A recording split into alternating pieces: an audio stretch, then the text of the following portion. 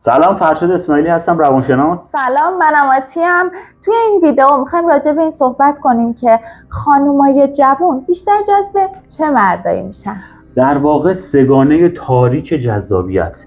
میخوایم ببینیم رفتارهایی که همتون تا الان توی خانوما دیدین توی انتخابشون، خانومای جوون، خانومای کم تجربه، خانومای بی تجربه، شاید براتون سوال باشه که علت این انتخاباشون چیه؟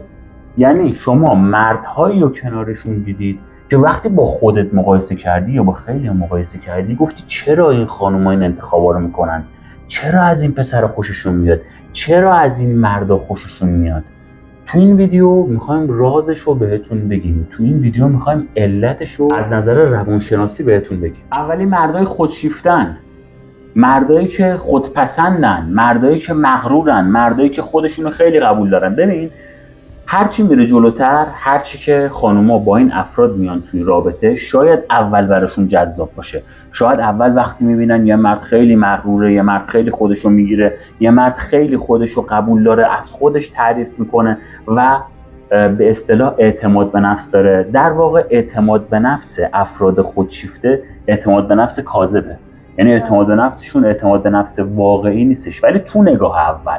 خب خانوم‌های جوون، خانوم‌های کم تجربه، خانوم‌های بی تجربه وقتی نگاه میکنن این افرادو، خب وقتی که این اعتماد به نفس پوشالیشو میبینن، وقتی که این غرورشو میبینن، غرور کاذبشو میبینن، تو نگاه اول جذبش میشن. پس یکی از خصوصیاتی که باعث میشه خانوم‌های جوون جذب این دسته از مرداشن، این مردایی که شما میبینید و میگید که چجوری میشه که مثلا این خانوما از این آدم خوشش اومده، چون شما داری از بیرون گود نگاه میکنی. یکی از ویژگی‌هایی که خانومای جوون رو جذب میکنه اون به قولی خودشیفتگی و اعتماد به نفس کاذبه.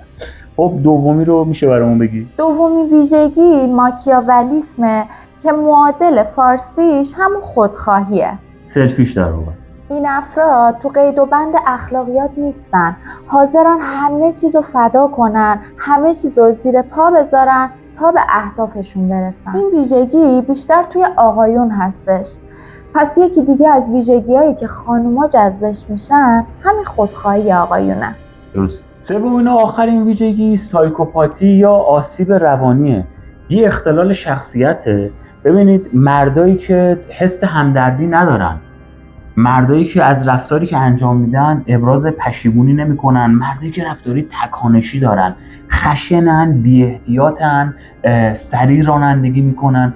ببین این شباهت خیلی زیادی، این ویژگی شباهت خیلی زیادی با اختلال ضد اجتماعی هم داره، شخصیت ضد اجتماعی هم داره. خب اون نیست ولی شباهت‌های زیادی با هم دارن. کلا مردایی که نگاه میکنی از نظر عامیانه، مثلا مردایی که میگی این دعواییه، این عصبیه، این پرخاشگر، خشنه، بد رانندگی میکنه، اینجور مردا مردای جذابی ان برای خانم‌های جوون، برای دختر خانم‌های جوون، برای دختر خانم‌های کم سن و سال و کم تجربه.